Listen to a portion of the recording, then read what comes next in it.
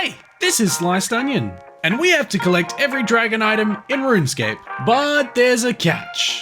Not only are we locked into different areas of the map, we can't train defense through combat or buy dragon items from shops. Currently, we're stuck in Zone 1, consisting of the free-to-play map and Entrana. This is Dragonman.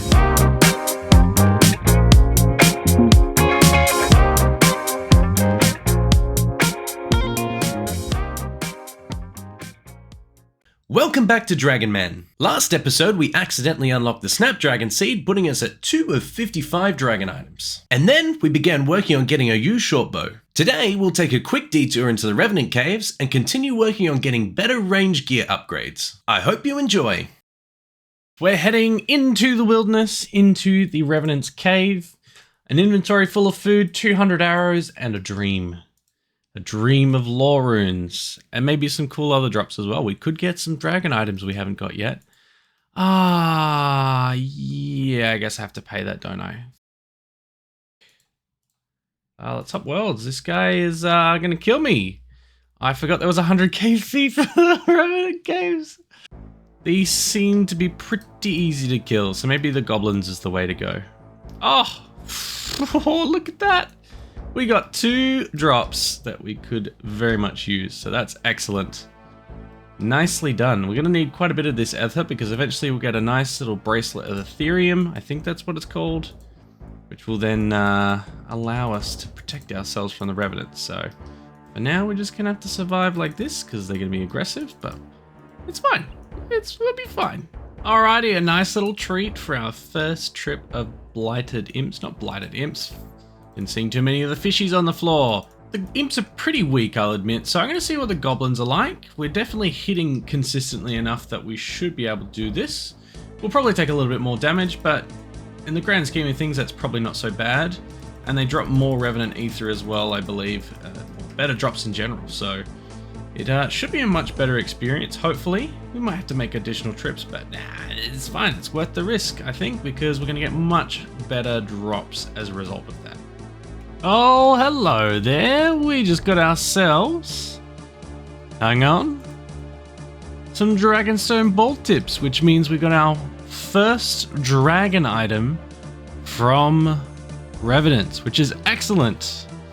I don't think these were on my list of things that we could get in this area, so I'll need to double check that. No, they were, because we can get Dragonstones. I'm just being stupid. While heading into the Revenants was a bit of fun, we're definitely lacking in the gear and the stats department. Before we return with any real purpose, I think we should continue getting better gear and combat stats. We will return to Revenants, as they will be key to achieving a handful of dragon items, but the low-level Revenants just don't provide enough reward. Instead, we'll finish getting some gear upgrades so we can start training our stats through Slayer. Now, Slayer is one of the biggest skill requirements for us to complete, so it is key for us to be more effective when we train combat through Slayer. Our focus today will be completing the Fletching goal of 65 we set in the last episode. Upgrading our bow to a yew shortbow will give us a much better damage output, meaning better experience and faster kills. One of the issues I continue to have is running out of money. Arrows cost money, and so instead of buying arrows, we'll utilize the smithing skill to create mithril arrowheads. This will then contribute to our fletching experience when we turn them into arrows. We will need to train both of these skills in the long term, so this will be a step in the right direction. But I'll need to quickly return to the Motherlode mine to gather a few more supplies to complete this. Once we've made as many mithril arrows as we can, it'll be time to go and finish cutting the 8,000 to 9,000 willow logs needed for 65 fletching. This will take some time, but it'll be worth it in the long run. We'll then cut those logs and achieve our goal, meaning we can get our bow upgrade, and we'll always be able to get it back if we lose it. There are more upgrades to be made, but for now we'll start with the longest, and we will continue to work on finishing those upgrades in the very near future. For now, let's head back to the Motherlode mine. Okay, on our way to the Motherlode mine, we're going to have a chat to Dasuri here, and he's going to open up this really cool shop for us to buy a really cool item. Let's have a look. The Celestial Ring. This gives us a nice little invisible mining boost, which, you know, isn't huge, but it's enough to kind of make things a little bit faster for us. And that's why we got the Stardust, partly, mostly for the gems, but for now it's so we can get that. We'll go back and do some more gems later on, but this is very, very nice. That's a very interesting looking oak tree over there. Look at that. All right, we're going to make one other purchase here. We're going to have a chat to Prospector Percy. And I want to unlock something else. I want to go restricted mine access, which would be beautiful. Oh, I need 72 mining to do that. So we won't be doing that, and I can't afford the big sack. All right, 65 mining. All right, friends, here's the deal. I had some time to think about what I was going to do next for my smithing grind. Small smithing grind, nothing too crazy while I was mining. And I just remembered that there's this really, really cool skilling method / mini game called Giant's Foundry that I have access to.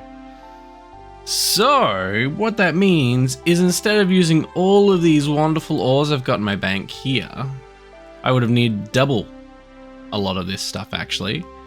Instead, we can use a fraction of the amount of iron ore and coal to make our steel and iron bars. And then we can make a buttload of mithril bars to make a buttload more mithril arrows. And so we have more arrows to kill revenants with. And on top of all of that, Giant's Foundry gives us money in return. Like, oh, chef's kiss. This is going to be an excellent way to dodge having to mine another 1500 coal ore. I'm so glad I thought of this, because normally I don't, because I'm a bit silly. Right, so there was just one small flaw to my plan. I was going to enchant these bad boys here, these ruby rings, which would give us a ring of forging, which is excellent. Except for the fact that I need 49 magic to enchant them. So we're just going to have to roll the 50-50 chance for a couple of hundred bars so that we can then proceed with our master plan. So a slight little variance, but nothing too crazy. We're just going to get really lucky or unlucky. Probably unlucky. Our first inventory, we get 8 bars. Yeah, look at that willow tree. Whew, very nice. And with this beautiful oak tree, we get ourselves a nice little farming level. 45. We can now grow maple trees, which I would totally do if I'd had any maple seeds. All right, looks like we're just finishing up here with our little quest. Maybe? I don't know. Never done this quest before. Yeah, there we go. And now I understand how to play the game, so we can get our cute little smithing level and some money. It's all going to be a great time, so I better get to work. All right, we're handing in our first sword here. As you can see, it's so close to perfect. We are just killing it in the sword department. I got 780 experience, which tells me that maybe 8 swords is not gonna be enough, because maybe I have to get like a really good rating on the sword. All right, we didn't mess it up this time, so hopefully this is better experience.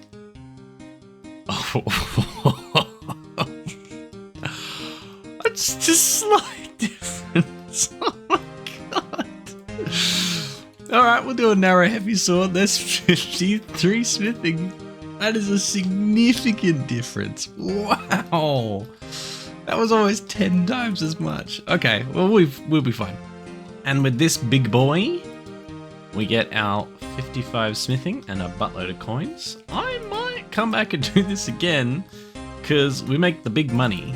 Okay, and this should be the last level for now, for the fletching skill at least. 50 fletching, very spicy. We can make maple short bows, which I can't get any logs for, so we're not going to do that. But what we will do is continue to make arrows, because we're going to have all this ammunition for killing the ghosty boys.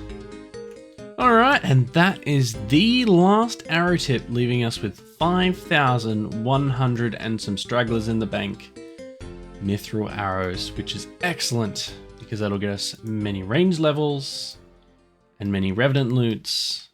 We've now finished the first half of our plan. It's time to head back to the willows at Draenor and start chopping some wood. However, I did have a realization through my time gathering those arrows. That issue being the bowstring. To make a bowstring, I'll need to get flax. In my area restrictions, flax just doesn't grow in the wild, nor is it dropped by any monsters. There are only two ways we can get flax. Firstly, the Beekeeper random event can reward you with flax, but I need to complete the Beekeeper outfit, which I only have a few pieces of. Alternatively, flax is also looted from baby implings. With our progress of lamped experience in Hunter, we are fast approaching our goal of 17 to hunt these. In both of these scenarios, we're relying on random events, which are, well, they're random. I'd say it's equally likely we could obtain flax from either of these, so it's a good thing we have plenty of time between now and 65 fletching to achieve that. And if we don't, surely we won't be far off. Look at this perfect timing. 63 woodcutting and a Jenny, which I have not seen a genie for a good couple of weeks. And so we're going to slap this directly onto the hunter skill and progress no further than we were before. But we're very close. We get one. Ooh. We need 2 more lamps or 1 very special book. And with this book of knowledge, I believe, or I could be wrong, but I believe this is 14 hunter. Whew. Ladies and gentlemen, our first maple seed, which is a very healthy chunk of experience, I believe. Oh man, you just complain and get rewarded. Back-to-back experience events. Oh, very spicy. Put that on hunter. We are now 1 lamp away from 15. So close. All right, 70 woodcutting. This is probably our last woodcutting level before we get all our logs. I don't know, maybe 1 more might scrape by. But it's our first level 70 skill. We've got a couple that are heading up there as well, but we're getting there. Would you look at that? Another woodcutting level. Didn't think we'd get here, but we are. So that'll definitely be the last one. I can guarantee it. It's done. We've cut all the logs that we need to cut. Well, we've chopped them. We still need to cut them into bows, but we are done. All we have to do now is stand here, cut a bunch of things into things, and we can craft a yew short bow. 55 fletching. Oh, that's farming level 50 is the number. We can now plant cool herbs. 60 fletching, only 5 more to go. Alright, we've finally made it. 65 fletching. You can now make yew short bows and diamond tip adamant bolts, which is excellent news. I can now make a yew short bow, which is excellent if I actually had access to bowstrings. And speaking of bowstrings, while not directly related, here's a book of knowledge, which we're gonna slap into hunter, and we're gonna get ourselves 15 hunter.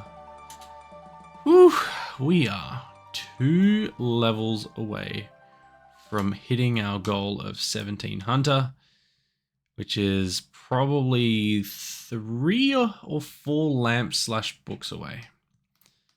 Whew. In the meantime, we're just going to work on other stuff. And once we hit that goal, we can get those 2 or 3 or 4 lamps that we need. We're going to have a great time.